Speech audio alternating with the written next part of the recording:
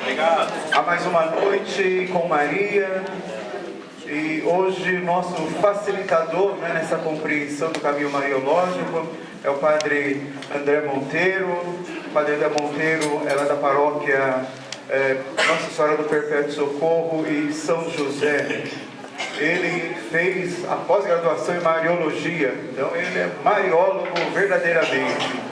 Então ele vai nos ajudar nessa noite, nessa compreensão do caminho mariológico, importante para a nossa igreja, importante para a nossa comunidade, para nós padres também oblatos de Maria Virgem, já que a nossa congregação é uma entrega, né, a Deus pelas mãos de Maria, isso que significa oblação ou oblatos, né? Então rezamos com o Padre André, né, e nos deixemos guiar por ele nesse caminho mariológico nessa noite. Padre André, bem-vindo, sinta-se em casa porque realmente a casa é sua. Boa noite. Vamos ficar em pé para a gente começar. Em nome do Pai, do Filho e do Espírito Santo. Amém. Vinde, Espírito Santo, Enchei os corações dos vossos fiéis e acendei neles o fogo do vosso amor. enviai o vosso Espírito, E tudo será criado, e renovareis a face da terra. oremos. Ó Deus, que instruíste os corações dos vossos fiéis com a luz do Espírito Santo, Fazei-me apreciemos retamente todas as coisas, segundo o mesmo Espírito, e gozemos sempre da sua consolação. Por Cristo Senhor nosso. Amém. Nossa Senhora de Fátima, Orai por nós, rogai por nós, Santa Mãe de Deus. para que sejamos dignos das promessas de Cristo. Amém. Em nome do Pai, do Filho e do Espírito Santo. Amém. Podem sentar. Minha cabecinha não vai atrapalhar. Não. É o Padre André, meu xará, né? Já me apresentou, sou lá da paróquia Perpétuo Socorro de São José. Eita, voltou? Tá bom.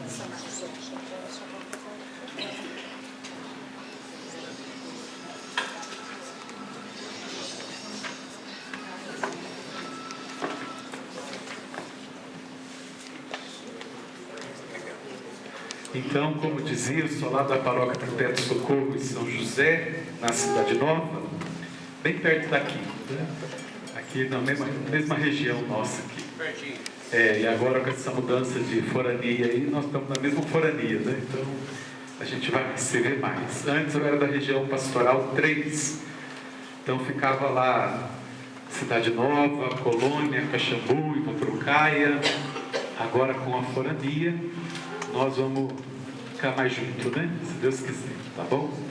É uma alegria, né? Como disse o Padre André, de estar aqui com vocês para falar de um tema que é muito caro para mim e que precisa ser muito bem entendido por todos nós cristãos, católicos, para que não haja nenhum tipo de dúvida no nosso coração e para que o nosso amor a Jesus cresça sempre mais, porque conhecer a Virgem Maria, ou estudar mais a respeito da Virgem Maria, só tem sentido se for para amar mais a Jesus.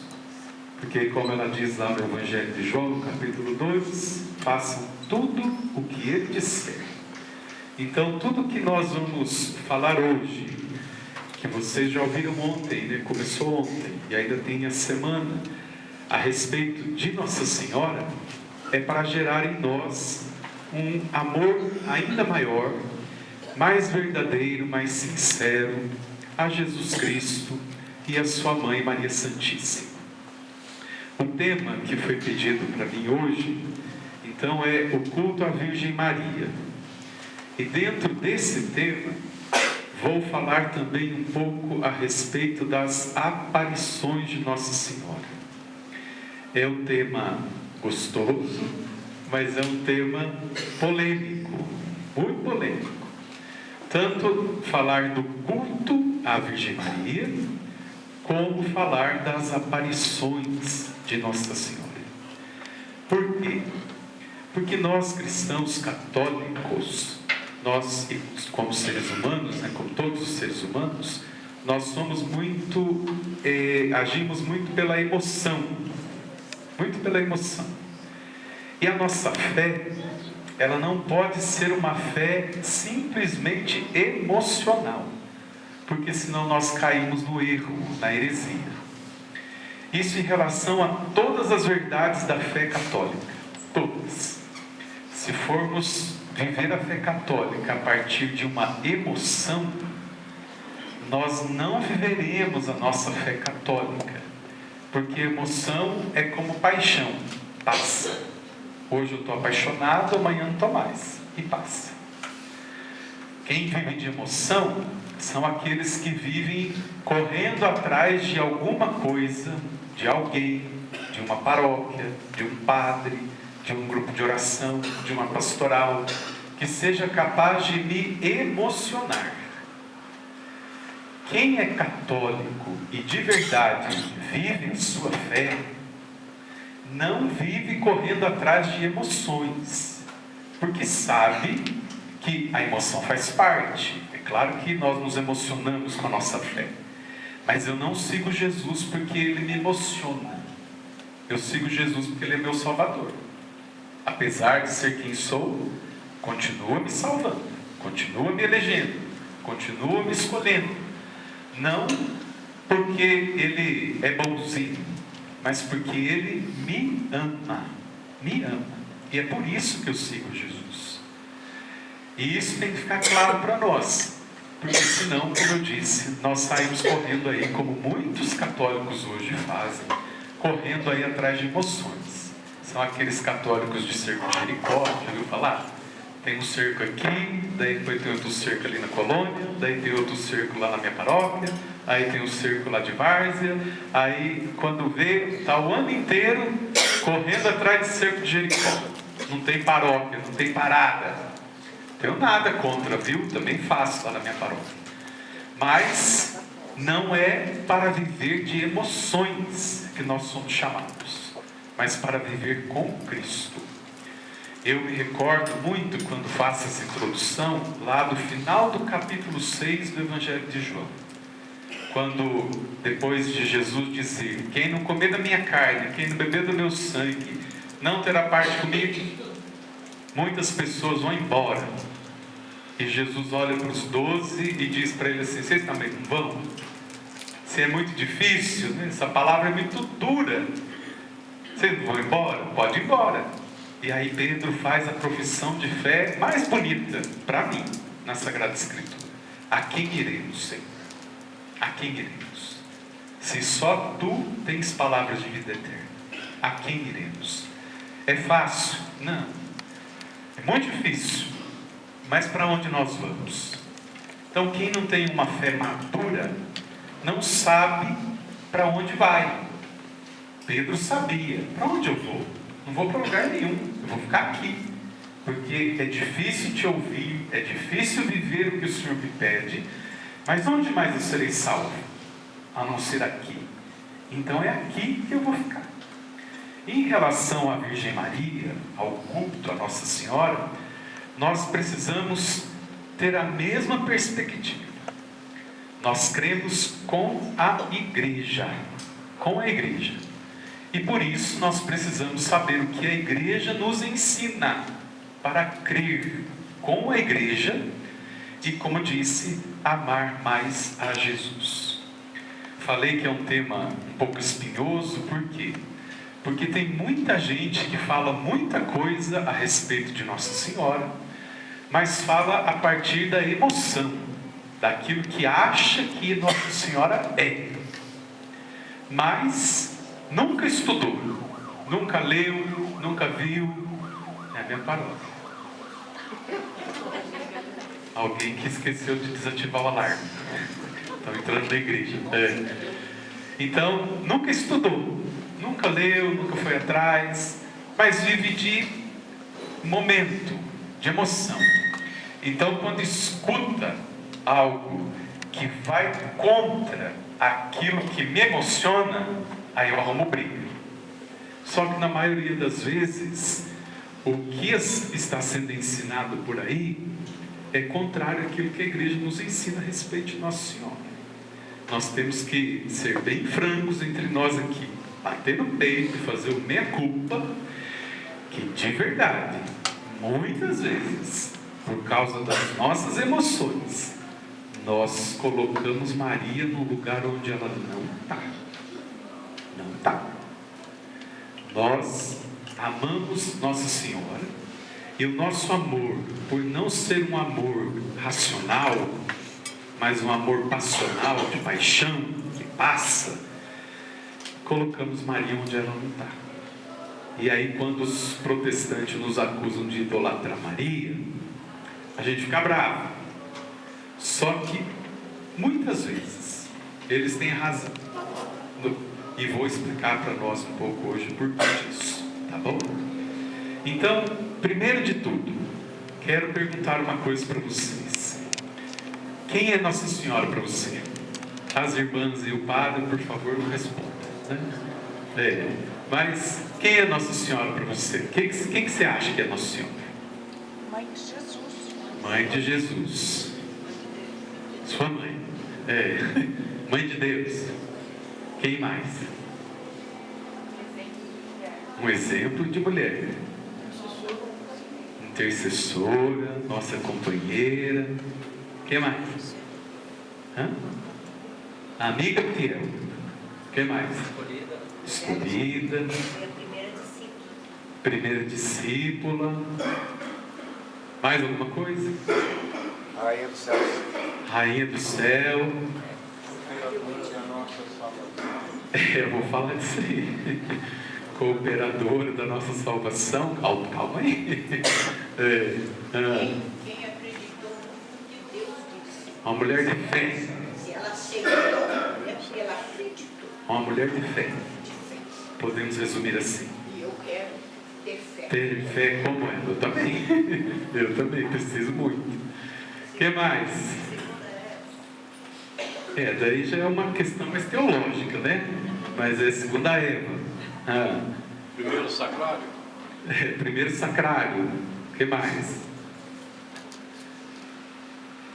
Todas as definições que vocês me deram, menos a sua. Porque a sua é um pouco mais teológica, né? Mas são definições que partem da emoção. Emoção. Tudo que vocês falaram. É lindo, maravilhoso, maravilhoso.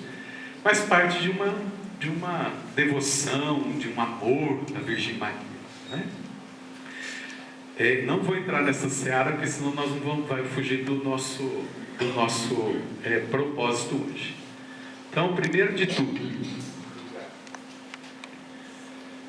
tudo, quem é Maria? Maria é o acorde perfeito maior que ressoa sempre, desde a criação do mundo. São Luís dizia assim, que Maria é o santuário, o repouso da Santíssima Trindade. Tem um livrinho chamado A Filha de Sião, do Papa Bento XVI, quando ele era cardeal.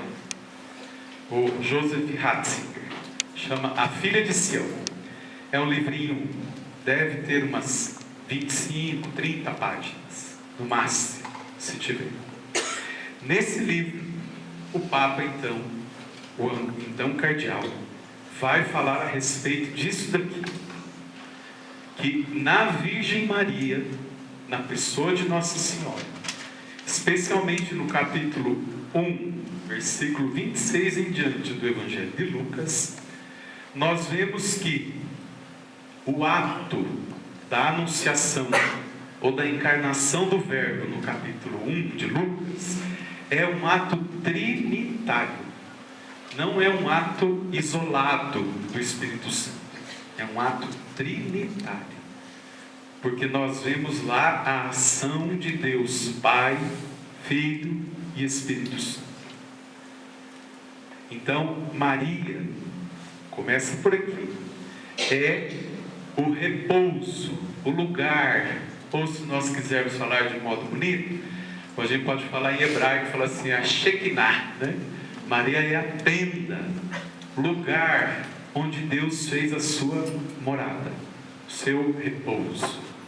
Se lá no Antigo Testamento a tenda era o lugar onde Deus se manifestava, aqui em Maria não existe uma manifestação somente. O que existe é uma presença. Lá no Antigo Testamento, Deus se manifestava através da nuvem que descia sobre a tenda, e aí então dava o Espírito Santo para Moisés, os outros profetas e tudo mais. Em Maria não existe uma manifestação. Como o próprio anjo vai dizer para Nossa Senhora, a nuvem, a sombra do Espírito Santo descerá sobre você, mas não para manifestar alguma coisa, mas para se fazer presença. Então Maria é o lugar, a morada de Deus. Nós rezamos isso quando rezamos o creio, e todo domingo na missa nós rezamos o creio. Creio em Jesus Cristo, seu único Filho, nosso Senhor, que foi concebido pelo poder do Espírito Santo e nasceu da Virgem Maria. Esta profissão de fé que nós fazemos, de modo muito, mas muito resumido, explica para nós, todo domingo nós professamos isso. Quem é Nossa Senhora? Aquela onde foi concebido, não foi manifestado, se tornou presente o Filho de Deus, onde Deus Pai fez a sua presença na pessoa do Filho e na ação do Espírito Santo. Depois eu posso deixar isso aqui para vocês, se vocês quiserem se aprofundar mais, viu? Como todos nós somos criatura, consequentemente herdamos a culpa por sermos filhos de Adão e Eva. Mas com Maria foi diferente. Apesar de ser uma criatura, ela foi concebida sem mácula, foi preservada do pecado original, pois estava predestinada a ser a mãe de Deus. Essa semana, cadê o Padre André? Essa semana vai ter algum dia que vai falar sobre os dogmas marianos? Então também não vou entrar não, senão eu vou atropelar quem vai vir falar sobre os dogmas, né? Mas aqui é a respeito do dogma que a igreja professa de que Maria é virgem antes, durante e depois do parto. O culto à Virgem Maria. Então, depois de bem resumido, nós definirmos quem é aquela jovem de Nazaré, desposada de José, que recebeu a visita do anjo e pelo seu sim, pela sua fé, se tornou mãe do Filho de Deus, o lugar onde Deus se fez presente. Nós então agora entramos no tema da nossa noite, o culto à Virgem Maria. Antes de falarmos do culto e devoção, devemos compreender um pouco mais a respeito das duas formas de prestar homenagem aos santos intercessores. A palavra culto vem ligado da liturgia, ou seja, a expressão oficial da igreja, que por meio da devoção ao santo ou a Maria, conseguimos dignamente celebrar. Devido a este pequeno desentendimento, nós somos acusados de idolatria pelos outros cristãos que não professam nossa fé, e também nos confundimos ao explicarmos, pois os santos passaram pela terra como nós, e seguindo os preceitos de Cristo, eles os colocaram em prática de forma exclusiva e única, e assim conquistaram o céu. Então, nós, como disse aqui, muitas vezes não sabemos muito bem explicar não. A diferença de culto a Jesus e culto à Virgem Maria. Uma vez, celebrando a vigília da Páscoa, terminei a vigília pascal, aí chegou um senhor muito piedoso, assim, muito mariano, mas muito piedoso, em lágrimas, e falou para mim assim: padre, eu estou chateado com o senhor. Falei, por quê? Né? Nós acabamos de celebrar a Páscoa, Jesus ressuscitou. Por que você está bravo comigo? Porque o Senhor não falou nada de Nossa Senhora na vigília pascal.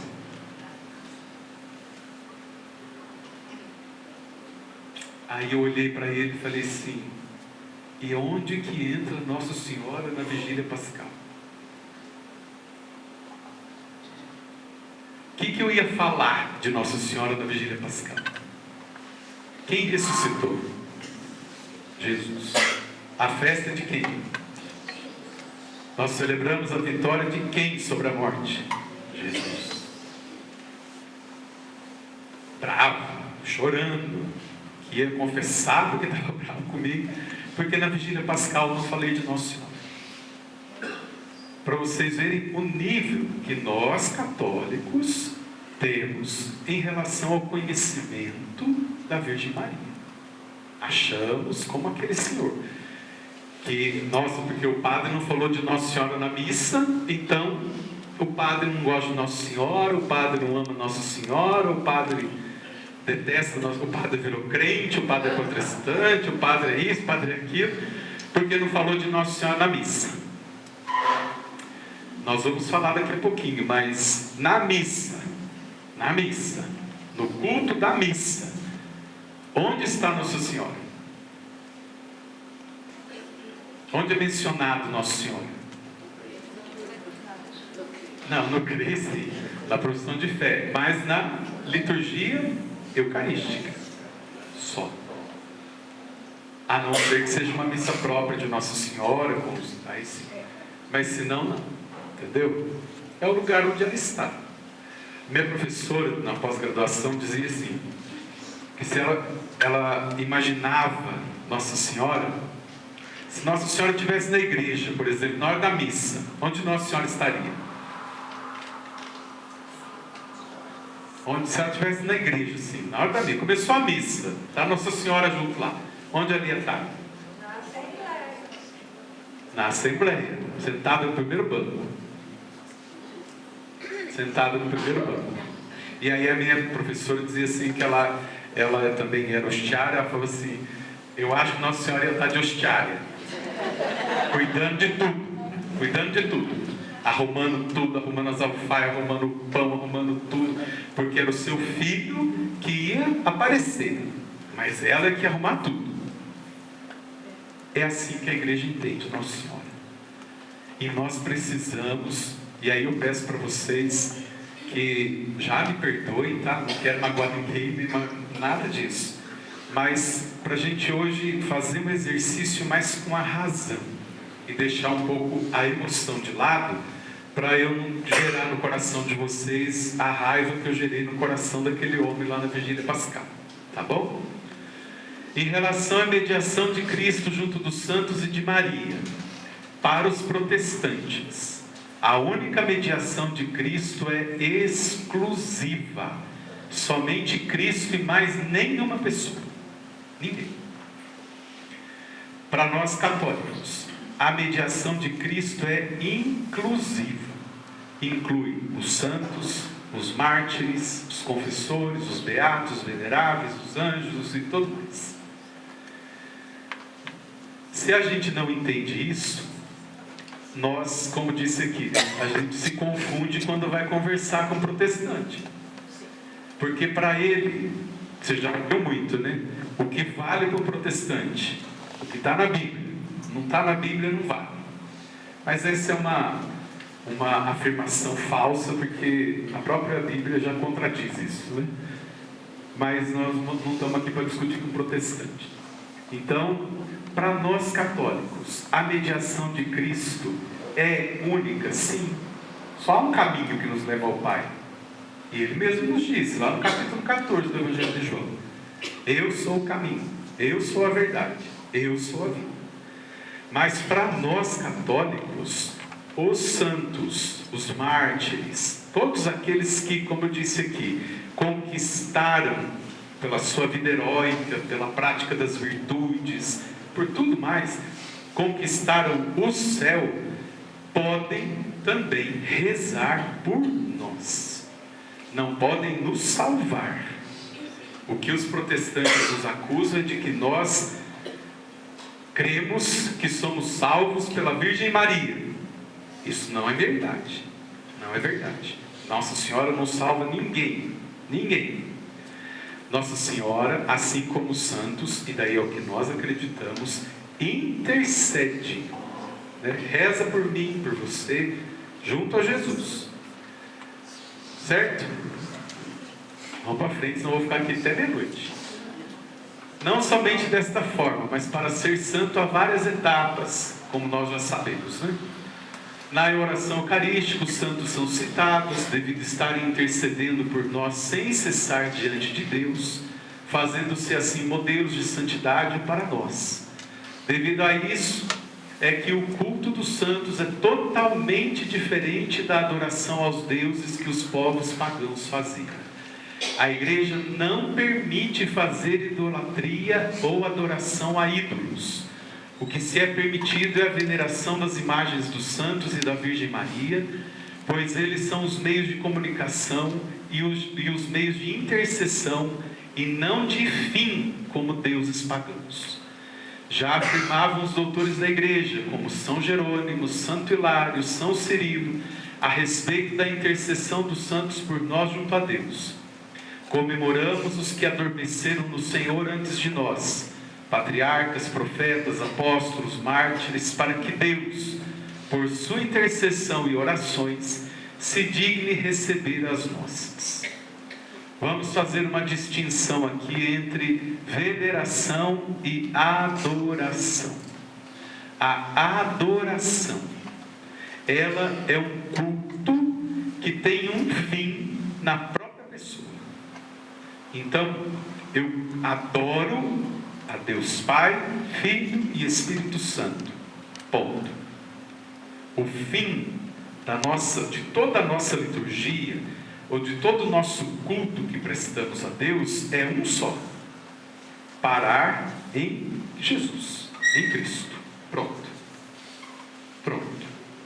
Quando a gente estuda a liturgia, a gente sabe que qual é a finalidade da Santa Missa que nós celebramos: a glorificação de Deus e a santificação dos homens. Toda missa tem como finalidade glorificar a Deus e santificar a nós que estamos ali presentes. Então, a adoração é prestada somente a Deus. Por quê? Porque o fim da nossa adoração é Ele e mais ninguém. A veneração que nós fazemos das imagens, como foi dito aqui, elas não têm o mesmo significado de adoração, porque elas não param na pessoa para a qual nós pedimos ou para a qual nós recorremos. Por exemplo, aqui está a imagem de Nossa Senhora de Fátima. Os protestantes acham que nós adoramos Nossa Senhora de Fátima. Por quê? Porque eles acham que nós paramos aqui. Então eu rezo, eu abraço, eu beijo, eu toco, eu faço o sinal da cruz quando estou diante de Nossa Senhora e paro aqui, porque ela é o fim, ela é o objetivo final da minha oração. Então eu paro aqui. Só que a igreja nos ensina que não. Se nós fazemos isso, nós caímos no pecado da idolatria. Quando nós nos apresentamos, como disse aqui, aos patriarcas, aos profetas, aos apóstolos, aos mártires, aos santos nossos de devoção, não é para que fique parado nesta imagem ou na figura que representa esta imagem, mas é para que a partir daqui alcance a Deus. Se ficar parado no objeto da minha devoção, é um culto de latria. Se não ficar parado no objeto, mas me levar ao objeto do meu culto, eu posso venerar. É isso que o povo protestante não entende. Quando nós colocamos Nossa Senhora, a imagem de Nossa Senhora, por exemplo, no andor e saindo pelas ruas, não é para dizer que a nossa oração para naquela imagem ou para na figura de Nossa Senhora, porque nós sabemos, Se cair e quebrar, vai ser um prejuízo grande, porque ela é linda e cara, né? Uma imagem dela. Mas se cair e quebrar, o que vai acontecer? Caiu, quebrou. Entendeu?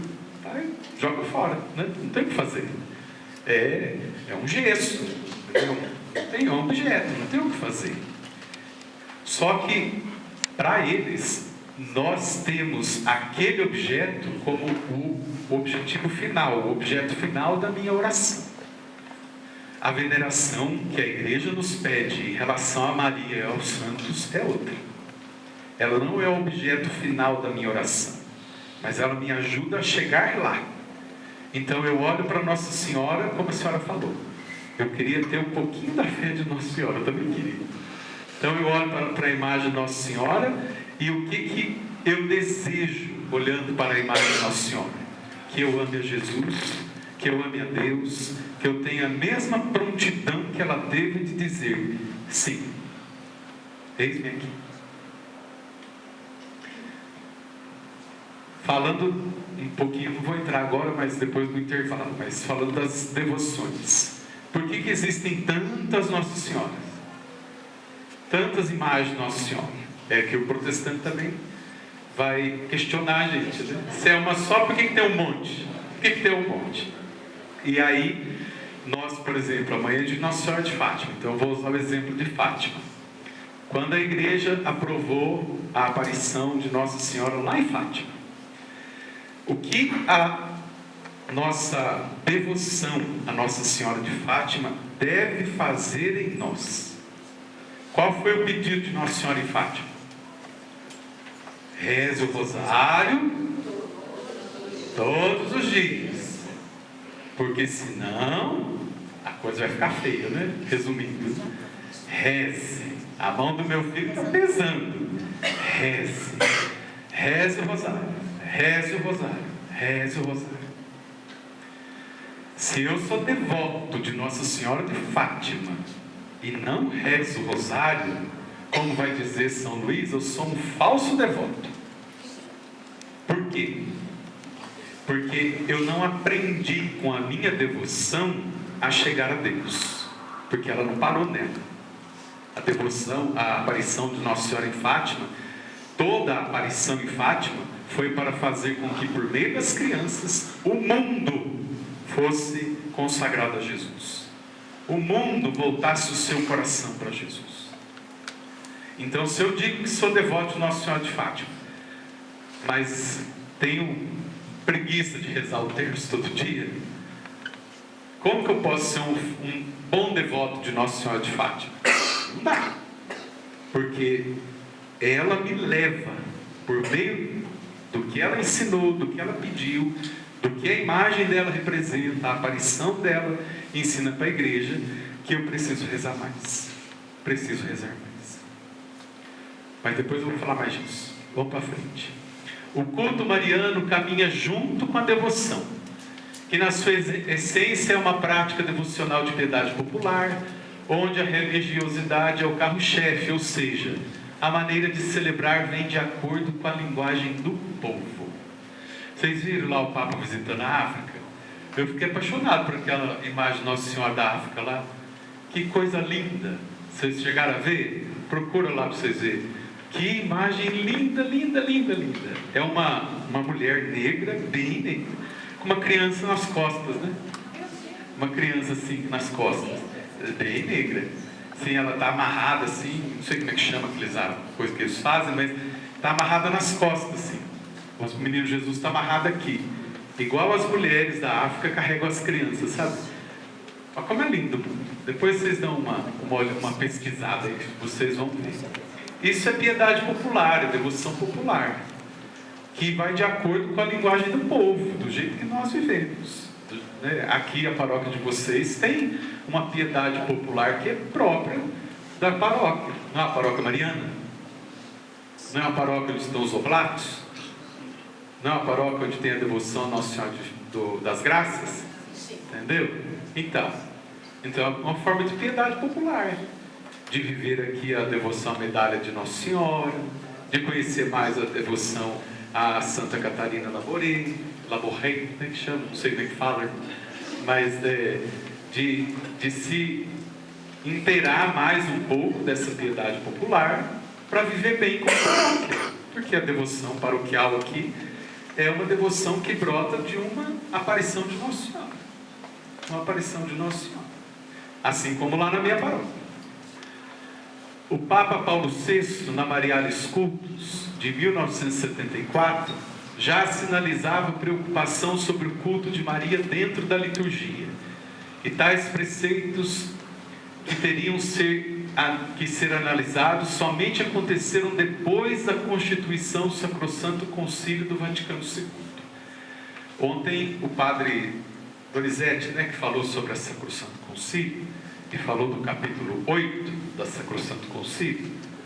Então, o Papa Paulo VI, depois falando a respeito do culto da Virgem Maria, vai usar aquilo que já tinha sido dito lá no concílio, que vocês já viram ontem.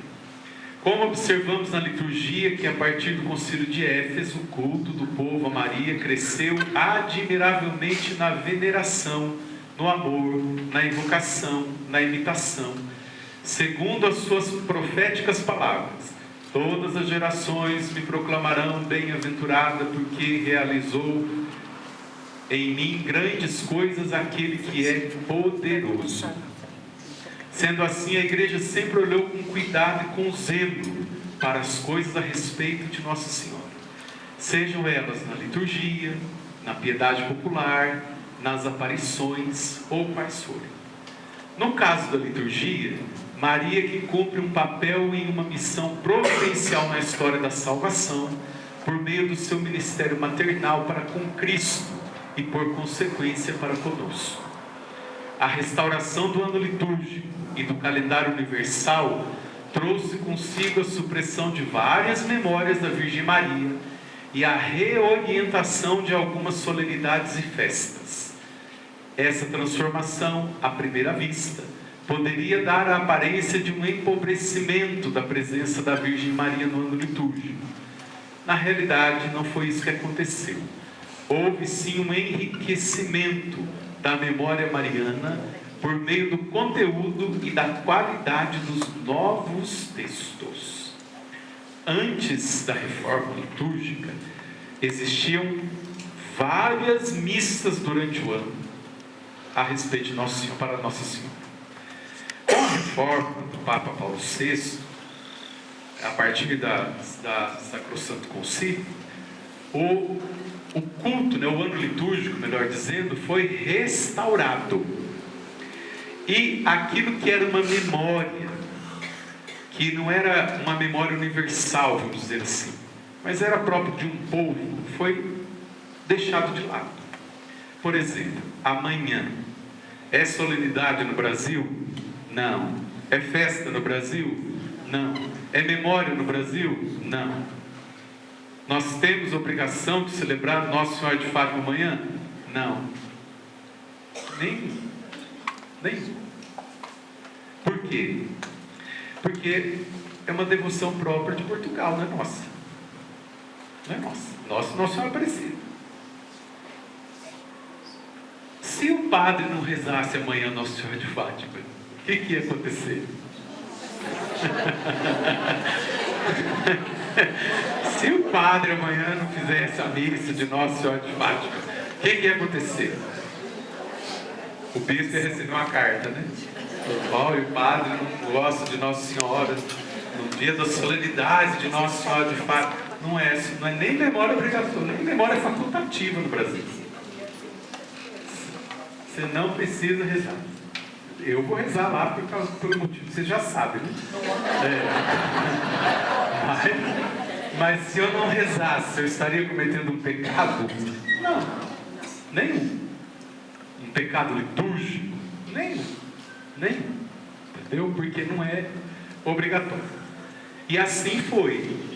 Na reforma, então, na restauração do ano litúrgico, se procurou durante o ano firmar a presença de Nossa Senhora durante o ano litúrgico. Então, 9 meses antes do Natal, se celebra a Anunciação do Anjo à Virgem Maria, dia 25 de março. Aí é solenidade. Aí todos têm que celebrar. Todos. Dia 1º de janeiro, celebra a maternidade divina. Santa Maria, Mãe de Deus. É solenidade? Não. Não. É memória. Não tem que rezar, normal, porque é uma festa da igreja, mas não tem um caráter de solenidade. Depois, aí celebra dia 15 de agosto. O que celebra dia 15 de agosto? A Assunção, Nossa Senhora desse tempo não, a Assunção de Nossa Senhora ao céu. Nossa Senhora desse tempo é um título para nós aqui, mas é a Assunção de Nossa Senhora aos céus. São os dogmas marianos. Os 4 dogmas marianos estão marcados durante o ano litúrgico, e todos eles em relação a Cristo. E dia 8 de dezembro, a Imaculada Conceição. A igreja que celebra o mistério da Virgem e assume seus sentimentos na celebração litúrgica, vive no nível sacramental e no eclesial a máxima e mais autêntica expressão da devoção mariana, enquanto realiza comunhão com a Virgem e com seus sentimentos. A liturgia é o centro e o cume de toda a devoção mariana. Como que a igreja cultua Nossa Senhora? Na liturgia.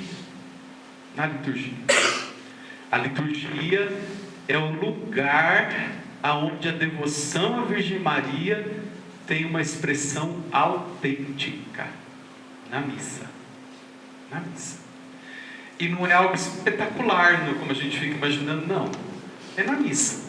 Se você pega a missa ferial, a missa do dia a dia, a Virgem Maria está presente lá.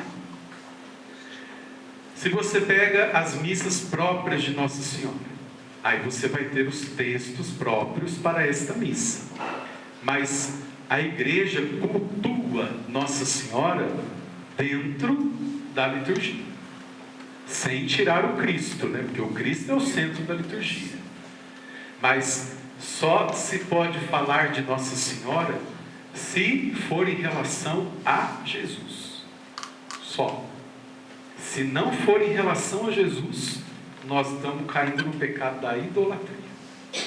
Tem que estar sempre relacionado a Cristo. Então, onde eu vou cultuar Nossa Senhora? Na missa. Mas daí precisa que o padre, eu não quero criar polêmica, mas precisa que o padre ponha a freira vestida de Nossa Senhora e passando com o manto em cima do povo. É bonito? É. Sentimental? É. Emotivo? É. Mas isso é culto verdadeiro a Nossa Senhora?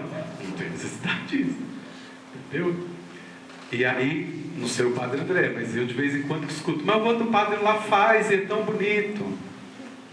E aí você fala, mas nem tudo que o outro faz e é bonito, tá certo, né? Eu não vou fazer. Eu não vou botar ninguém vestido de Nossa Senhora, saindo com manto assim, jogando por cima dos outros, na missa, porque não é isso que a igreja ensina.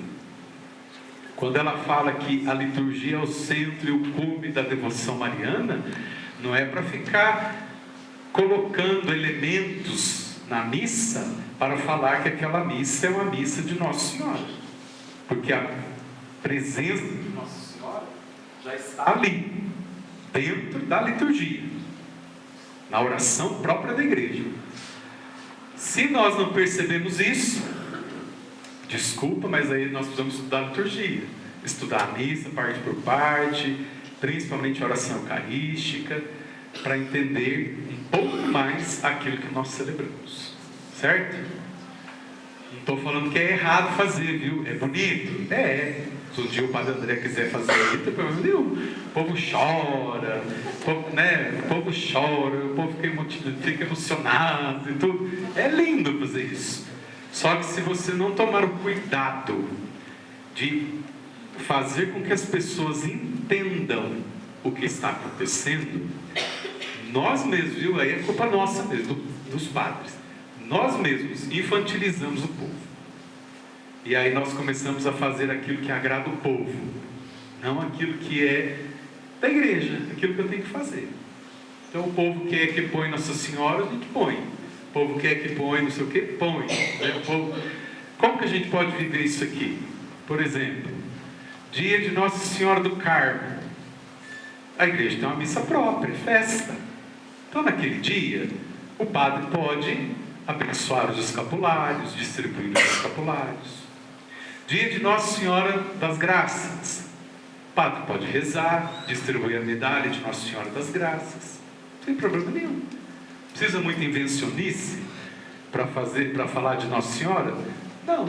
São coisas simples que nós podemos fazer. Mas é que nós muitas vezes queremos que a nossa expressão, né, de devoção seja maior do que aquilo que a igreja nos pede. Vamos para frente. Um outro fator a se valorizar é a religiosidade popular. Não se pode esquecer da centralidade da liturgia, tanto por seus conteúdos como pela exemplaridade de suas formas.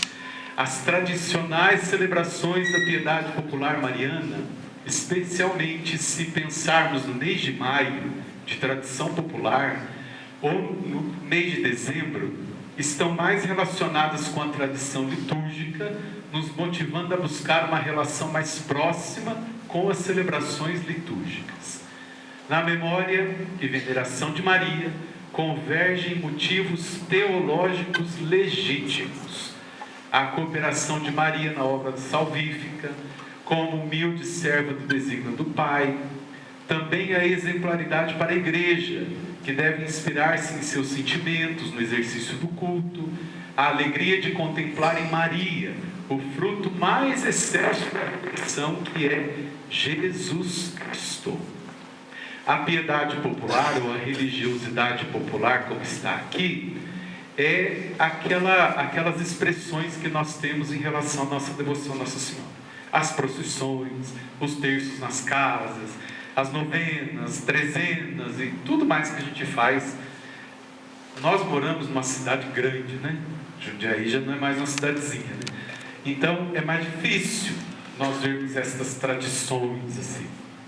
Parece que a cidade vai sufocando, né, a religiosidade popular, e nós já não vemos mais tanto assim. Até porque aqui na ponte, por exemplo, o padre fazer uma procissão aqui na ponte de São João, tem que chamar prefeitura, guarda, polícia, corpo de bombeiro, todo mundo, porque vai parar a ponte de São João. E se parar essa ponte de São João, essa avenida de São João aí, como é que fica?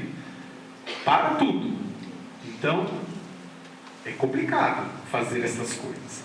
Mas quando se fala de religiosidade popular, são essas expressões que nós temos. Eu sou do Paraná. Então, uma cidadezinha bem pequenininha lá no Paraná. Então, eu cresci no mês de maio, do dia 1º ao dia 31, tendo procissão todo dia. Todo dia. Saía da casa da senhora, a gente ia lá, rezava o terço, pegava o andor, ia pela rua, ia lá para a casa da senhora. Aí no outro dia, pegava o andor, ia lá para a casa da senhora. E assim ia, os 31 dias. Aí no último dia, era na igreja e fazia a coroação de Nossa Senhora. E todos os dias iam as crianças vestidas de anjinho, com cruz, com flor, com todas aquelas coisas. Entendeu? Todo dia, o mês de maio todinho. Eu fiz muito isso, me vestiram muito de anjinho para coroar Nossa Senhora. Muito.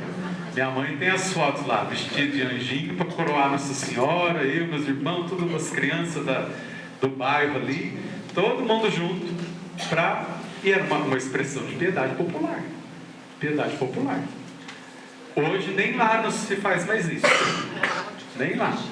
Porque, né, foi, como eu falei, as coisas foram ficando sufocadas, e a expressão, né, da religiosidade popular hoje é um pouco mais fraca. Não se tem muito terço nas casas, mas lá nós rezávamos o terço nas casas. Aqui é difícil, porque o povo trabalha. Então, vamos rezar o terço na sua casa, mas eu chego em casa 9h da noite. Como é que a gente faz? Né? Aí não dá. Então, a gente vai perdendo um pouco dessa expressão popular aqui da nossa devoção a Nossa Senhora. Vou falar um pouco, aqui é o início do culto, viu? Então, a igreja desde os primórdios do cristianismo, cultua Nossa Senhora. Não foi de agora que começou. Começou lá no Concílio Vaticano II. É desde o início, desde quando Jesus subiu ao céu, deixou os apóstolos, a igreja começa então a respeitar e a cultuar a Virgem Maria. Claro que o culto à Virgem Maria sofreu algumas alterações, muitas alterações, mas é o mesmo na sua centralidade, é o mesmo, desde o século I. Aqui, desde o século IV, alguns padres já iniciavam e seguiam o culto à Virgem Maria, como Epifânio, Santo Ambrósio. Na patrística, Santo Inácio de Antioquia afirmava que Cristo foi concebido em Maria e nascido de Maria, e que a sua virgindade pertence a um mistério escondido no silêncio de Deus. São Justino, lá no ano de 167, dizia, falando do paralelo entre Eva e Maria: se por uma mulher, Eva, entrou no mundo pecado, por uma mulher, Maria, veio ao mundo o Salvador. Aqui, o primeiro título que Nossa Senhora teve na igreja, sabe qual foi? Alguém chuta? Theotokos. Não, Theotokos é uma definição dogmática, né? Mas o primeiro título assim, de devoção que Nossa Senhora teve, e tem até hoje, é isso mesmo: Nossa Senhora do Pilar. Do Pilar. Esse foi o primeiro título mariano da igreja. Porque a tradição nos diz que São Tiago, quando estava caminhando para a Espanha, teve ou viveu, uma aparição de Nossa Senhora para ele. E ela estava na beira da estrada, em cima de um pilar, e ali aparece para consolá-lo no seu caminho, porque ele sabia que ele ia para a Espanha e lá ele iria morrer. Então, a primeira aparição de Nossa Senhora é lá de Nossa Senhora do Pilar, que tem até hoje. Depois, o outro título, que só mais tarde, no século II, foi São Justino que deu para Nossa Senhora. Aqui, ele fala só do paralelo. Mas qual é o título que São Justino deu para Nossa Senhora, que está muito em voga hoje nos nossos dias? Nossa Senhora Desatadora dos Nós. Porque nessa mesma reflexão aqui, São Justino vai falar que o nó que Eva deu por desobediência, Maria desfez por obediência a Deus. Então, o título de Nossa Senhora Desatadora dos Nós não é algo de agora, não é de hoje. Já lá, do ano 167, quando São Justino, claro que São Justino não disse assim, não invocou Nossa Senhora como Nossa Senhora Desatadora dos Nós. Mas a reflexão a respeito dos títulos marianos nos faz olhar para São Justino e ver que o título de Nossa Senhora Desatadora dos Nós está presente na sua liturgia, na sua teologia, perdão. Porque, como eu falei para vocês, ele ensina que o nó de Eva foi desfeito por Maria. Certo? Já está dando hora aí, padre, Nossa, posso ir? Vocês não tem um intervalo? Que ele falou que tem um intervalo. Eu falei, meu Deus do céu. A oração mais antiga da igreja. Vou pular aqui um pouquinho, depois vocês podem ver mais. Mas a oração mais antiga da igreja. Outro exemplo é a oração do século III. Essa oração aqui é a mais antiga oração ou invocação à Nossa Senhora. Quem sabe reza comigo. A vossa proteção recorremos, Santa Mãe de Deus. Não desprezeis as nossas súplicas em nossas necessidades, mas livrai-nos sempre de todos os perigos, ó Virgem gloriosa e bendita. Amém. Essa oração é do século III. Tá bom? Aqui eu vou deixar. Aqui das devoções. A gente volta nas devoções. Então nós vamos fazer um intervalinho para um café, que a gente possa ser um pouco mais breve, né? Para o café, para a gente voltar, para que o padre possa também, né, expor aqui as aparições marianas, o seu significado, sua teologia, e para nós, né, que vivemos em comunidades de devoção mariana, a aplicabilidade no nosso dia a dia. Então, o café, que a gente bata um papinho, mas um papinho bem curto, para a gente voltar. 15 minutinhos a gente volta. Então podemos ir para o café.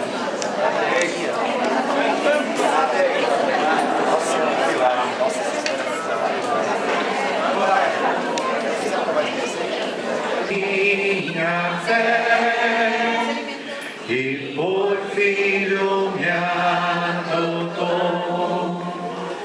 Às vezes eu paro e fico a pensar, e sem perceber me vejo a rezar. O meu coração se põe a cantar pra Virgem de Nazaré.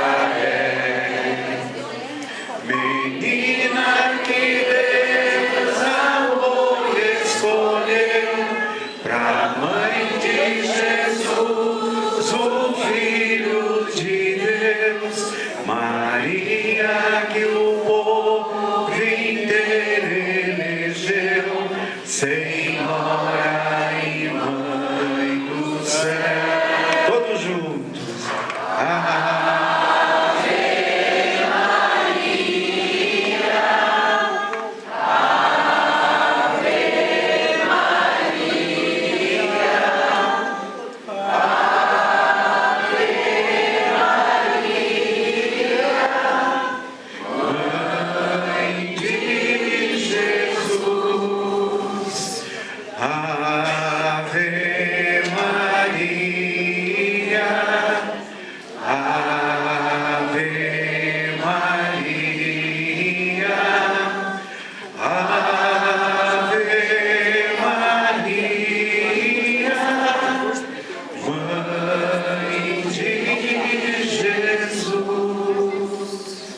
Então retomamos com o Padre André a segunda parte do nosso encontro.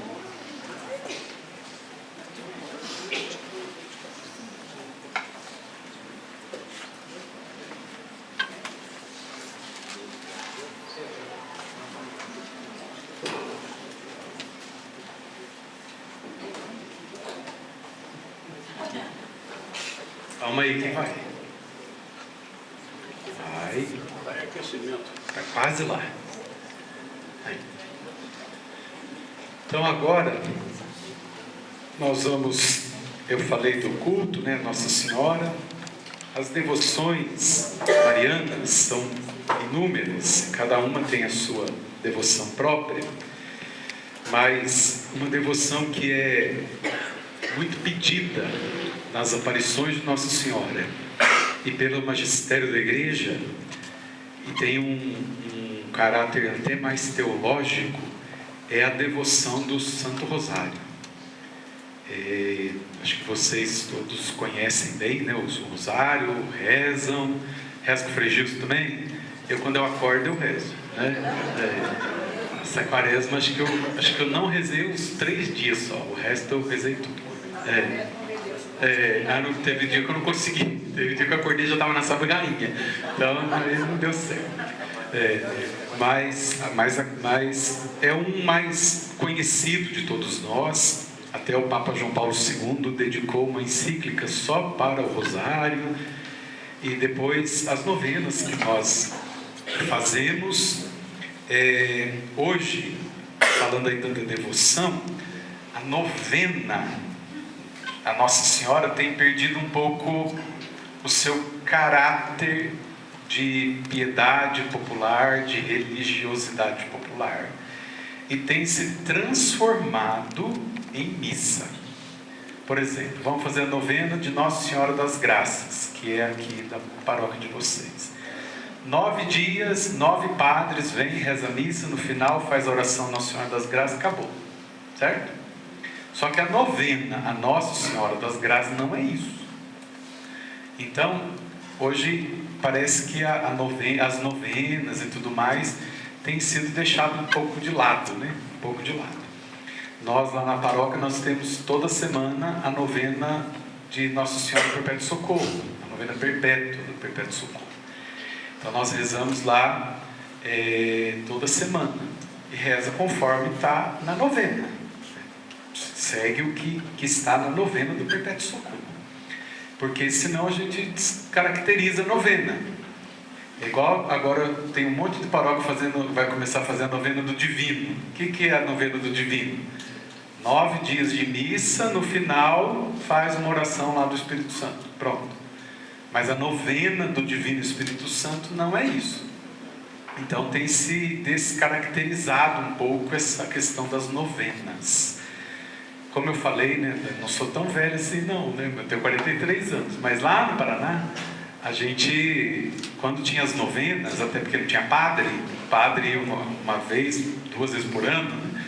Então a gente rezava as novenas mesmo, né? A novena do Perpétuo Socorro, desde que eu me entendo por gente, minha família reza a novena do Perpétuo Socorro. Mas outras novenas, lá na comunidade onde eu morava, a comunidade era dedicada a São Jorge.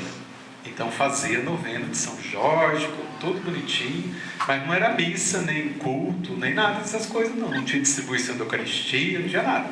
Era novena, né? Rezava a novena. Então tem se perdido um pouco isso.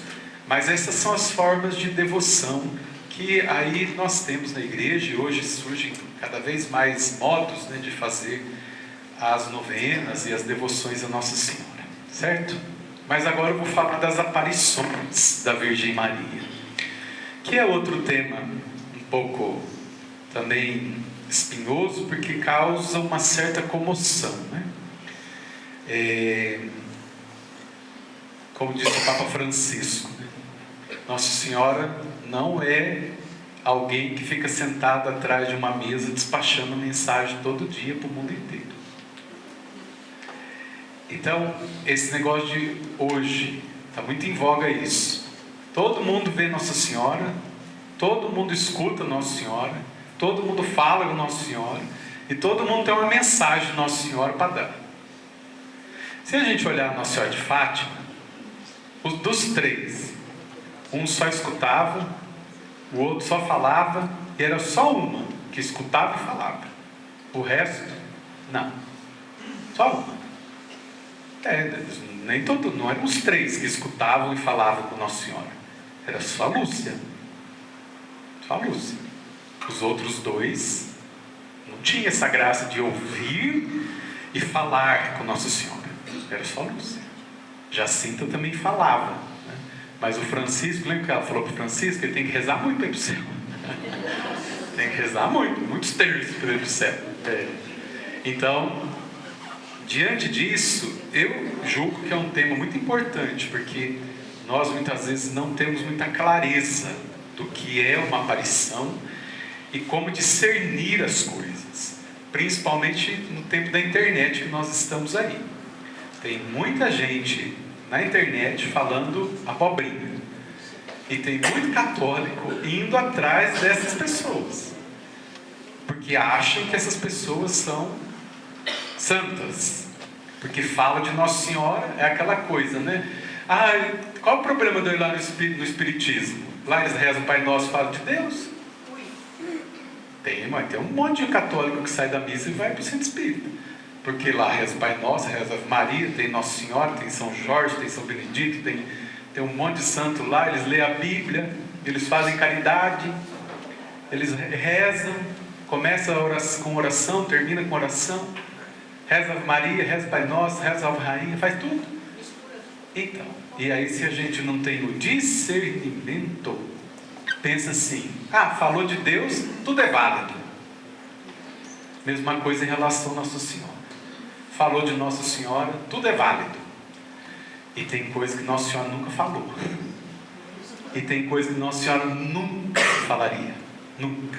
E nós vamos ver um pouquinho, tá bom? Não vou me estender muito, viu? Perdão que eu estendi, viu, padre? Mas que se deixar também eu fico aqui até meia-noite, tá bom? Então, primeiro, para falar de aparição, temos que entender um pouquinho sobre a revelação. Deus se revelou por gestos e palavras na história do povo de Israel. A Bíblia é a palavra de Deus em linguagem humana. Levam-se em conta o contexto e os gêneros literários para interpretar sua mensagem. A revelação de Deus alcança seu ápice em Jesus Cristo. A revelação do ponto de vista constitutivo já se encerrou. Do ponto de vista da interpretação, continua aberta. O Espírito os conduzirá à plena verdade. Então, se nós olharmos a Bíblia traz para nós a revelação de Deus. Então, desde o Gênesis até o livro do Apocalipse, ela mostra para nós como Deus foi, aos poucos, se revelando para o povo. Deus chegou assim com tudo, já com os dois pés no peito, e falou: ó, sou eu, né? Foi aos poucos, foi pedagógico. A leitura da Bíblia é uma leitura pedagógica, porque nós vamos vendo como Deus é paciente, como Deus é misericordioso, porque o povo é lento, o povo é devagar para entender as coisas. Então foi aos poucos que Deus foi se revelando, e a revelação teve o seu ápice em Jesus Cristo. Se nós lermos o Antigo Testamento sem esta afirmação aqui, de que o ápice da revelação de Deus é Cristo, nós nos tornamos judeus, porque daí o judeu deixa o Antigo Testamento aberto. O Messias ainda vai chegar. O Messias ainda vai chegar. Então, se nós lermos o Antigo Testamento, ou a Palavra de Deus, à luz da pessoa de Jesus Cristo, nós vamos ver que tudo que Deus tinha para revelar, tudo que Deus tinha para falar, Ele já revelou e falou em Jesus Cristo. Por isso a revelação está encerrada. Não existe mais nada para ser revelado. Tudo que tinha que ser revelado, já foi revelado. Do ponto de vista da interpretação desta revelação, aí a revelação está aberta. Por quê? Nós ouvimos esse final de semana isso. O Espírito conduzirá à plena verdade. Então é o Espírito Santo, como disse Jesus: não vos deixarei órfãos. É o defensor, o Espírito da verdade. É Ele que vai, ao longo do tempo, dos 2000 anos de igreja, de história da igreja, ajudando a igreja a interpretar esta revelação. Mas a revelação já está encerrada em Jesus. Até aqui, entenderam? Se não entendeu, daí eu não posso para frente. Até aqui, entenderam? Tá bom. Visões e aparições. Visões: a experiência do ponto de vista do ser humano. A aparição: a mesma experiência compreendida a partir do divino. Nem sempre uma visão corresponde a uma aparição. As visões são uma entre tantas maneiras de interpretar e atualizar a revelação de Deus. Não são melhores nem mais perfeitas. As visões são chamadas de revelação privada ou particular, para diferenciar da revelação pública de Jesus. Elas não comportam obrigação aos fiéis. Estão no nível devocional. Então, o que é uma visão? É uma entre tantas maneiras de interpretar e atualizar a revelação. Por exemplo, alguns me perguntaram aqui sobre a corredenção de Nossa Senhora. Nossa Senhora é corredentora ou não é corredentora? Está em aberto. Está em aberto. tem muitos teólogos que têm uma visão, uma forma de interpretar a revelação, que afirma que sim, Nossa Senhora é corredentora. Outros têm uma outra visão, uma outra forma de interpretar e atualizar a revelação, que diz que não, Nossa Senhora não é corredentora. Então, é algo que está em aberto. Os dogmas marianos são 4. Esses nós somos obrigados a crer. Sou obrigado a crer que Nossa Senhora é corredentora da humanidade? Não, porque ela está no nível devocional. Ah, mas o Papa João Paulo II deu o título de corredentora a Nossa Senhora. A novena do Perpétuo Socorro. Santo Afonso Maria de Ligório deu o título para Nossa Senhora de corredentora. Ele é um doutor da igreja. Então o Santo Afonso está errado? O Papa está errado? Por enquanto, nem tão certo, nem tão errado, porque a igreja ainda não tem uma certeza, ainda não proclamou uma certeza de fé a esse respeito. Por isso, é algo em aberto. O que aconteceu há uns dias atrás aí? A Santa Sé emitiu um parecer teológico, vocês viram? Sobre a doutrina, ou sobre a questão da corredenção de Nossa Senhora. O documento chama Mater Populi Fidelis, Mãe do Povo Fiel, aonde a igreja não diz nem que sim nem que não. O que a igreja pediu? Prudência. Prudência. Porque ainda não há algo definido sobre a corredenção de Maria. Então, prudência. Não ficar usando o termo à torto e direito, porque ainda não é algo definido. Se e quando a igreja definir, se for favorável, virá um 5º dogma. Se não for favorável, vai acabar ali mesmo. Vai ficar só no campo da devoção. Aí entra as emoções, lembra que eu falei? Não, padre, mas eu acho que ela tem que ser. Tudo bem, você acha que ela tem que ser, mas a igreja ainda não diz que é. Não, mas a igreja está errada. Daí você tem que olhar para o camarada, né? Como diz o padre Paulo Ricardo, você, daí chegou você, né, 2000 anos depois, para ensinar a igreja a ser igreja, né? Se a igreja até hoje ainda não falou que é, então... Não, mas a igreja está errada, né? Quem é você para falar que a igreja está errada? Entendeu? Você pode acreditar, é uma devoção sua, mas não é uma devoção de todo mundo, não. Agora, se alguém é que duvidar que Nossa Senhora é imaculada, daí a gente pode cair de pau em cima dele. Porque daí é afirmação de fé, dogma de fé. E o cristão católico precisa crer com a igreja que a Virgem Maria é imaculada. No decurso dos séculos tem havido revelações ditas privadas, algumas das quais foram reconhecidas pela autoridade da igreja. Todavia não pertencem ao depósito da fé. O seu papel não é aperfeiçoar ou completar a revelação definitiva de Cristo, mas ajudar a vivê-la mais plenamente numa determinada época da história. Guiado pelo magistério da igreja, o sentir dos fiéis sabe discernir e guardar o que nessas revelações constitui um apelo autêntico de Cristo ou dos seus santos à igreja. Está no parágrafo 67 do Catecismo. Durante os 20 séculos de história, tem muita revelação privada. Muita, muita. Eu não duvido quando alguém chega para mim e fala assim: padre, eu vi Nossa Senhora. Ah, eu não duvido, não sei, né? Foi entre você e Nossa Senhora lá, então não sei como que foi, né? Sou obrigado a acreditar nisso? Não. Não, padre, mas Nossa Senhora mandou falar isso para o senhor. Sou obrigado a acreditar nisso? Não. Porque foi algo pessoal ali, né? Santa Teresinha teve uma revelação particular de Nossa Senhora, lembra?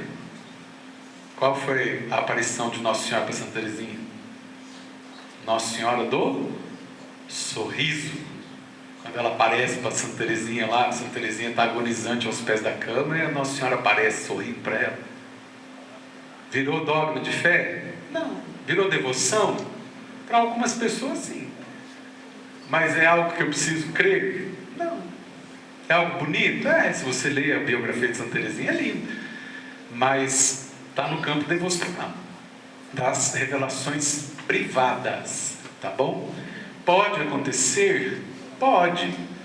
Mas estas revelações privadas não têm o intuito, como está aqui, de completar ou de aperfeiçoar a revelação. Porque nós vamos ver depois, mas o critério é: se a aparição de Nossa Senhora vai contra a revelação divina, não é verdadeira. Já nós vamos falar dos critérios. Finalidade da revelação: serve para atualizar, recordar, verificar, explicar ou aclarar a revelação. Apresenta caráter mais prático, comunica principalmente regras de conduta, constitui um apelo à realização da esperança cristã e não tanto ao conteúdo do ato de crer. Pode-se acentuar determinadas práticas religiosas, posturas éticas ou forma de viver a espiritualidade do segmento de Jesus. Para que ou qual a finalidade de uma revelação privada? Fazer com que eu ame mais a Jesus. Resumindo, se não for por isso, aquela revelação é mentirosa. Quem vai amar mais a Jesus? Eu que recebi a revelação. Não é para todos. Não é para todos. É para a pessoa. É para quem recebeu aquela revelação. Para que servem os carismas extraordinários? O crescimento do vidente, a animação espiritual, a operatividade pastoral e o aprofundamento da doutrina. Se uma pessoa vem e diz assim: padre, eu estou vendo Nossa Senhora, todo dia ela fala comigo, mas é uma pessoa que não cresce na fé, não participa da vida, não tem uma vida espiritual, uma vida de oração, não participa da vida da paróquia e não cresce no seu conhecimento a respeito de Jesus e da igreja, aquilo ali é mentira. Sabe quando aconteceu isso? Conhece aquela aparição que tem aqui em Jacareí? Da Nossa Senhora lá do Jacareí ali? Não sei como é que é o título dela lá. Você já viu falar? Também não quero saber não, né? Mas ele tem um santuário lá enorme, canta, pula, grita, e todo dia ele está lá assim, olhando assim para o alto assim, e assim, escreve, Nossa Senhora, todo dia dá um recado para ele, todo dia dá um recado só para ele. Só que, por que ele não foi aprovado pela igreja? E o bispo da diocese de São José dos Campos excomungou ele, porque ele queria exclusivismo. A aparição não serviu para o crescimento dele, serviu para a sua vanglória. A aparição não fez com que ele tivesse uma vida de oração, fez com que ele se colocasse como o intermediador ali entre nós e a divindade. Então ele se sentia melhor que os outros, e se sente até hoje. Não fez com que ele tivesse uma vida de paróquia, tanto que ele comprou um terreno, fez uma igreja e ele é o padre. Por quê? Porque ele não quis obedecer à igreja, não quis continuar na paróquia. Já que eu estou vendo Nossa Senhora, então eu sou melhor do que vocês aqui, né? Porque eu vejo Nossa Senhora. Então, e tem um monte de gente que vai para Jacareí, viu? Faz até excursão para Jacareí, achando que aquele negócio lá é católico. De católico não tem nada naquilo. Nada. Nem sabia, né? Tem uns que nem sabia. Nem precisa ficar sabendo também, né? Vidência e graça divina. Do ponto de vista da teologia da graça, sobrenatural indica proveniência do dom de Deus e sua meta, salvação, mas não a forma de manifestação ou o âmbito de atuação. Deus pode nos conceder a graça, ou as graças, no cotidiano da existência, em fatos simples e habituais. Não é necessário que seja fantástico ou extraordinário. Também pode se dar nesse âmbito, pois o amor de Deus é grande e não conhece limites. Deus pode fazer algo extraordinário? Pode, como fez em Fátima. Mas o modo ordinário de Deus agir é no cotidiano. No cotidiano. Quando eu era criança, Peralta, brincando com meu irmão, de cortar pé de mamona. E eu subi no pé de mamona, e o meu irmão estava com um facão assim daquele de cortar cana. E ele pegou e cortou. Puf, e cortou meu pé junto. Meu pé direito aqui assim, ó, cortou no meio. Assim, ficou só o toquinho assim. E aí, aquela correria, tudo, foi para o hospital, parará. Sarei, começou a surgir um caroço assim do lado do pé, do dedão. Parecia um joanete, mas não era joanete. E foi crescendo. E não dava mais para fazer nada. Nada. Aí, por esse tempo, estava passando lá no Paraná uma peregrinação de Nossa Senhora de Guadalupe. E minha mãe é muito devota de Guadalupe. Passando lá pelo bairro lá, na igreja, a peregrinação de Nossa Senhora de Guadalupe. A minha mãe, eu tinha uns 7 anos, acho. 7, 8 anos. A minha mãe me levou, me colocou na frente do quadro, um quadro grandão assim de Nossa Senhora. Me colocou na frente do quadro e ela disse para mim assim, depois, que ela viu Nossa Senhora passando a mão no meu pé.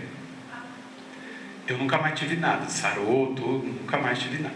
Não precisei fazer cirurgia, não precisei fazer nada. É algo extraordinário, assim, que fez um pavoroso, aquela coisa toda? Não. Foi na fé da minha mãe, entendeu? Eu não duvido que ela tenha visto, sabe? Mas foi algo para ela, no ordinário do dia a dia ali, sabe? Na oração dela, do modo de rezar, preocupada com o filho, com a saúde do filho. Rezou, ela disse que viu lá Nossa Senhora passando a mão no meu pé, e eu fui curado, entendeu? Nunca mais tive, até hoje, nunca mais tive. Deus pode fazer desse jeito? Pode, mas não é o habitual. Deus age no dia a dia, viu? Nós às vezes ficamos esperando uma coisa extraordinária, né? Deus tem que ser extraordinário para eu poder acreditar nele. E Deus é ordinário. Deus vai no dia a dia mesmo, mostrando as coisas no dia a dia. Só que a gente, por esperar uma coisa tão grande, a gente não vê Deus. Tá bom? A experiência psíquica da vidência. Pessoas sensitivas, paranormais, captam e interpretam uma experiência mística de forma diferente da maioria. Há muitas manifestações paranormais. Elas não são necessariamente espirituais, embora sejam traduzidas em chave religiosa. Exemplo: intuição, sonho, locução interior, premonição, cura, levitação, perscrutação, materialização, visão. As visões acontecem sobretudo em estágio alterado de consciência. Então, falando da nossa psique, nós podemos, algumas pessoas mais, porque são mais sensitivas, podemos ter algumas experiências paranormais. Mulher tem muito isso aqui, intuição, a intuição feminina, muito assim. Mulher, quando ela põe um negócio na cabeça, você pode, ela tá certa, ela tá certa. Não, é verdade, não é? Vocês são mulheres, quando vocês botam um negócio na cabeça, os maridos aí, que quando elas criam um caso que você está fazendo uma coisa, irmão, confessa logo que é melhor, Porque ela vai atrás até, e ela, olha, 99% das vezes ela está certa.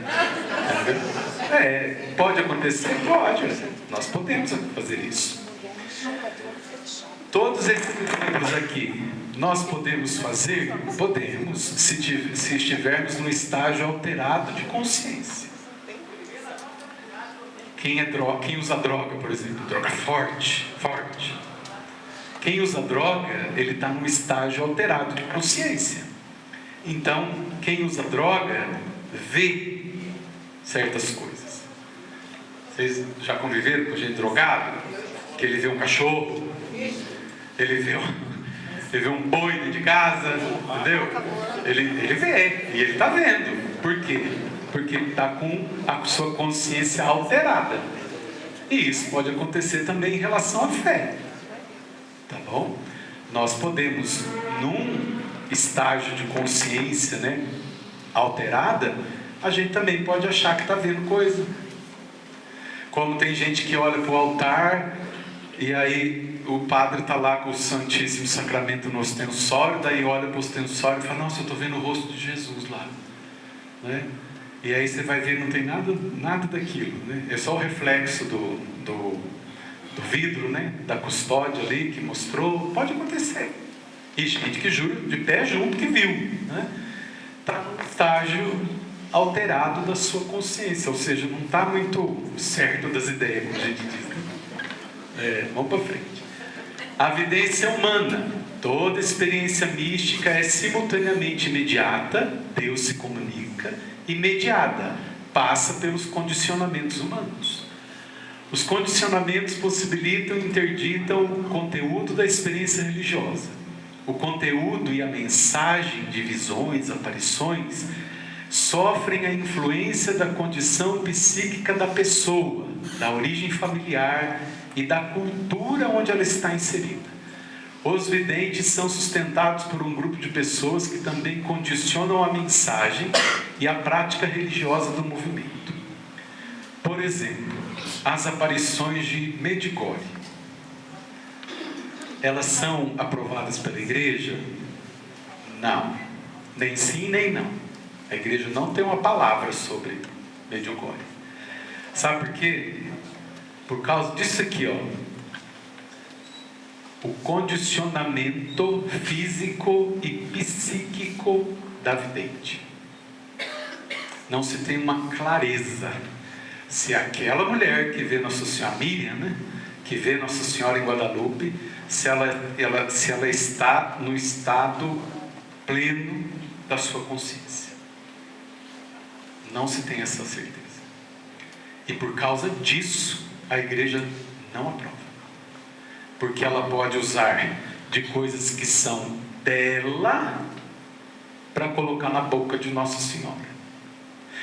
Não sei se vocês já leram, mas muitas mensagens de Nossa Senhora lá em Medjugorje, principalmente as mais antigas, elas contradiziam alguns pontos da teologia católica. E aí? É São Francisco que dizia, né? Que se eu ver na minha frente um padre e um anjo, primeiro eu vou cumprimentar o padre, depois o anjo. Então, se a aparição de Nossa Senhora vai contra aquilo que a igreja ensina, não é verdadeira. Não é verdadeira. Então, ela usa, muitas vezes, e até hoje a vidente lá de Medjugorje ainda usa daquilo que é dela para colocar na boca de Nossa Senhora. Sabe aquelas pessoas que vão rezar? Como que é o nome da senhora? Vera. Eu estou brigado com a Vera. Estou com ódio da Vera.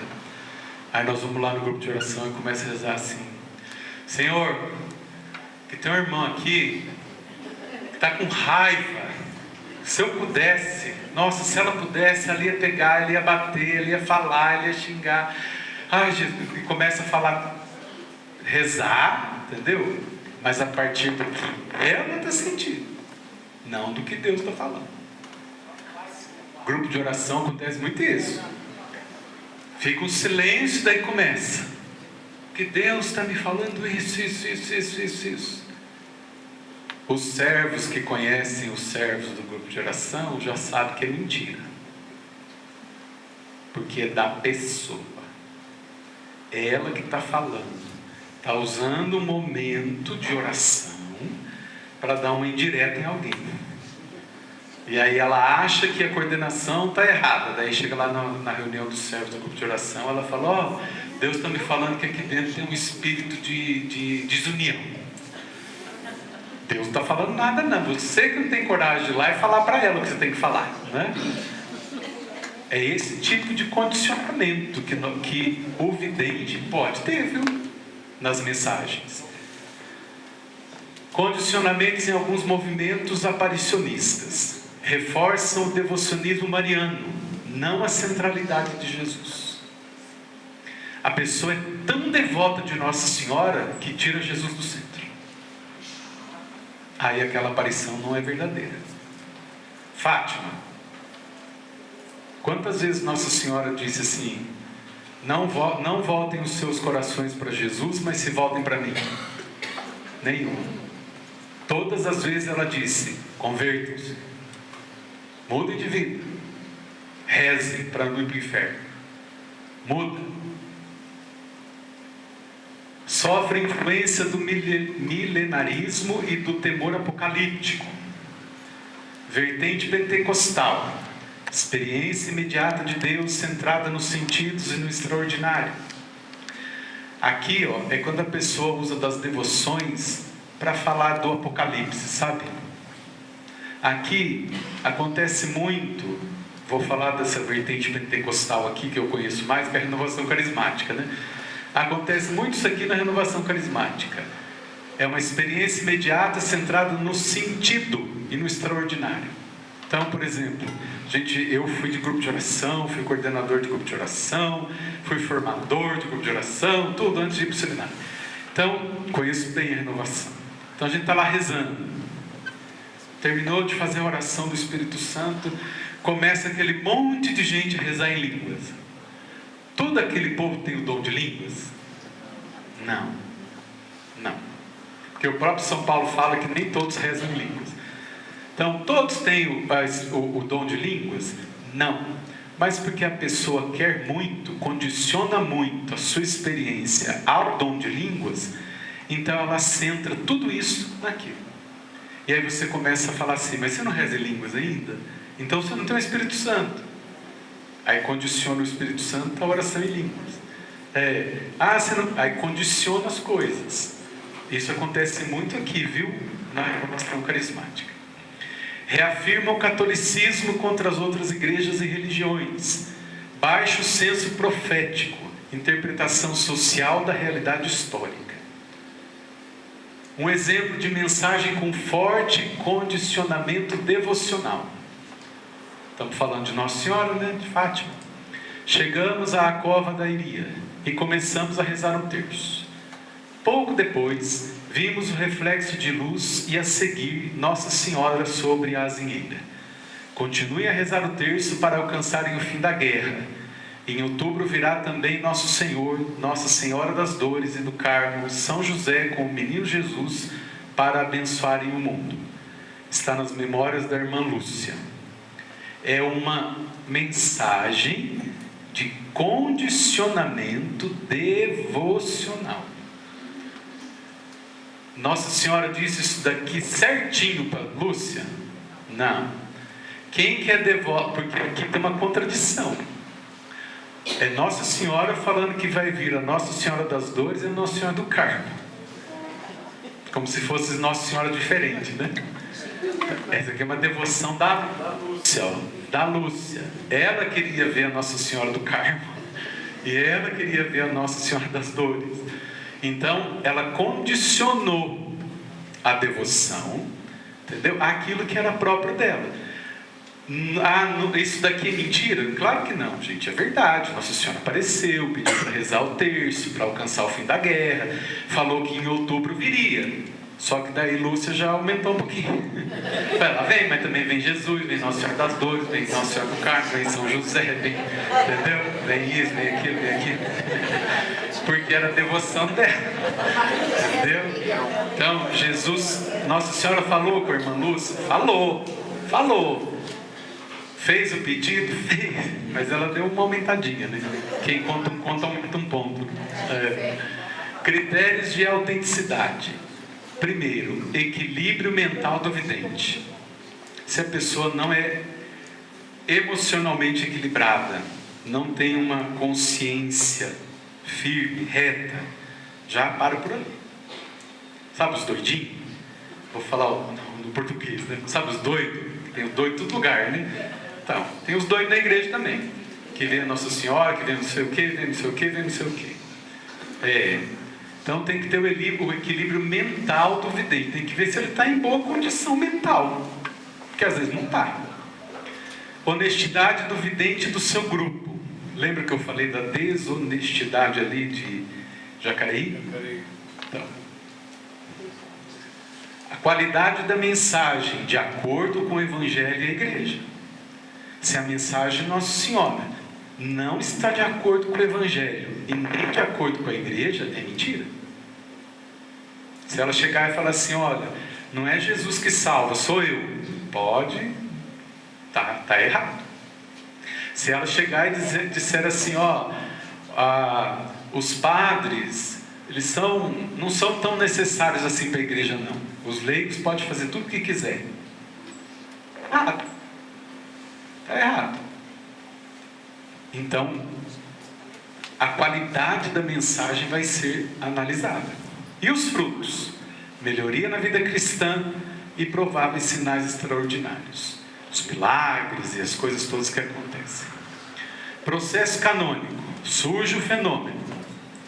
O bispo local decide se inicia o processo de discernimento. Pergunta-se aos videntes se aceitam passar pelos critérios de discernimento. Constitui-se uma comissão. Se os critérios forem positivos, o bispo emite um parecer à congregação da doutrina da fé. Caso perdure dúvidas, o Vaticano constitui outra comissão. Normalmente, as aparições já devem ter cessado. Por que Medjugorje até hoje não foi aprovada? Porque até hoje Nossa Senhora está falando lá. Fátima veio e falou de março, né? Até outubro, maio até outubro. Pronto, acabou. Guadalupe veio, falou ali com o Juan Diego, acabou, não falou mais. Medjugorje faz 30 e poucos anos que Nossa Senhora todo dia manda uma mensagem. Todo dia manda uma mensagem. Então, tem algo errado. Lembra que o Papa Francisco disse que Nossa Senhora já falou mais do que os evangelhos em Medjugorje? Porque 30 anos falando, todo dia uma mensagem diferente, todo dia uma coisa diferente, todo dia, não cessa. Todo dia.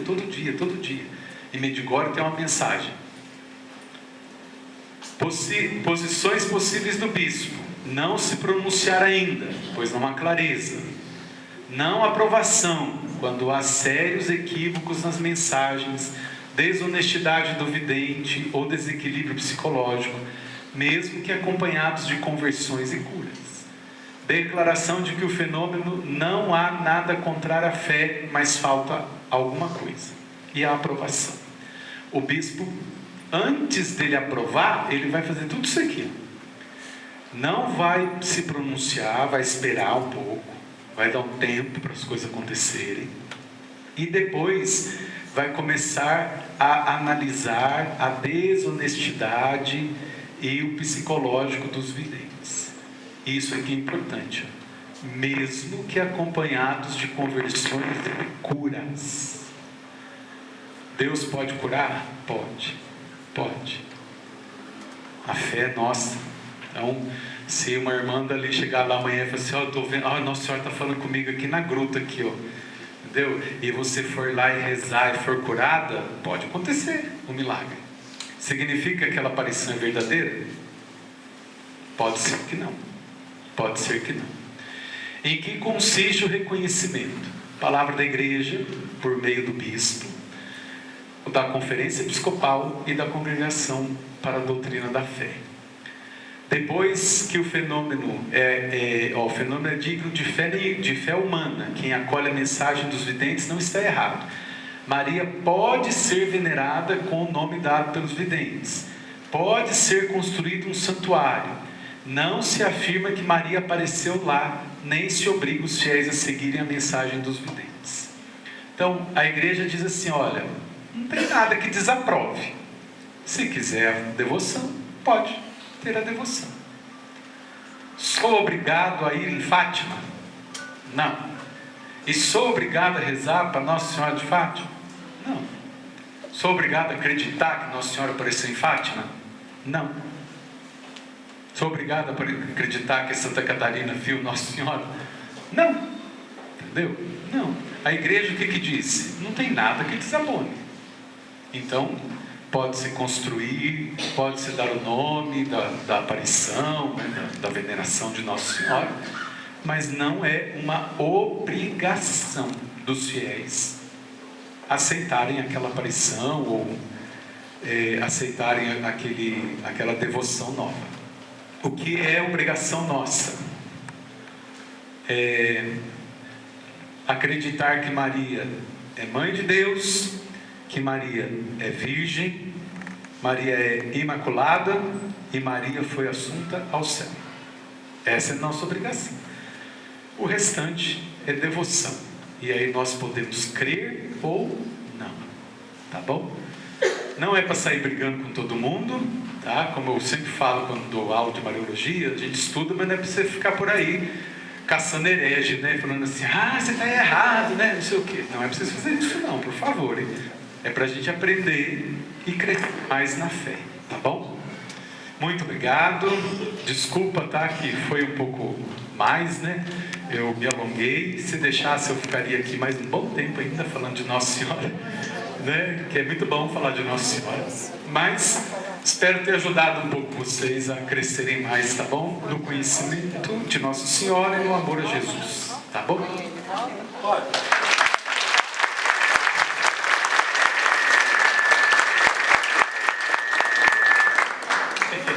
Oi, peraí, ele tem Então, eu sei que algumas pessoas precisam ir, né? Mas aquelas que querem continuar um pouquinho mais, deixo a palavra livre para algum questionamento, alguma pergunta para o padre. Mas se alguém precisar sair, não fica com vergonha não, gente. Pode ir tranquilamente, tá bom? Mas aqueles que desejam fazer alguma pergunta... Se for pergunta polêmica, eu não respondo. Ficar um pouquinho mais, então o padre também está disponível para as perguntas. É 9h30 agora, mas a gente pode ir até as 10. Mas quem precisar sair, por favor, tá bom? Não. Fiquem à vontade. André, pelo teu vasto conhecimento... Só sair em silêncio para que as perguntas possam ser ouvidas. Conhecimento, você conhece alguém, você já teve algum testemunho de alguém que já viu... Viu Nossa Senhora? Não viu, ou foi evidente que você realmente confirmou que aquilo foi verdade? Não. Eu nunca vi. Nunca conheci ninguém assim, que tinha visto Nossa Senhora. Não, eu não. Não. Tá bom. Podemos ir embora? Vocês têm pergunta? Não tem pergunta? Se não tiver, nós já vamos embora, a gente encerra. Então uma salva de palmas para o padre. Então vamos. Vamos rezar. Em nome do Pai, do Filho e do Espírito Santo. Amém. Salve Rainha, Mãe de misericórdia, vida, doçura e esperança, nossa salve. A vós bradamos, degredados filhos de Eva, a vós suspirando, gemendo e chorando neste vale de lágrimas. Eia, pois, advogada nossa, estes vossos olhos misericordiosos a nós volvei, e depois deste desterro, mostrai-nos Jesus, bendito o fruto do vosso ventre, ó clemente, ó piedosa, ó doce sempre Virgem Maria. Rogai por nós, Santa Mãe de Deus, para que sejamos dignos das promessas de Cristo. Amém. Então a todos uma boa noite, obrigado. Nos encontramos amanhã para o terceiro dia do nosso caminho mariológico.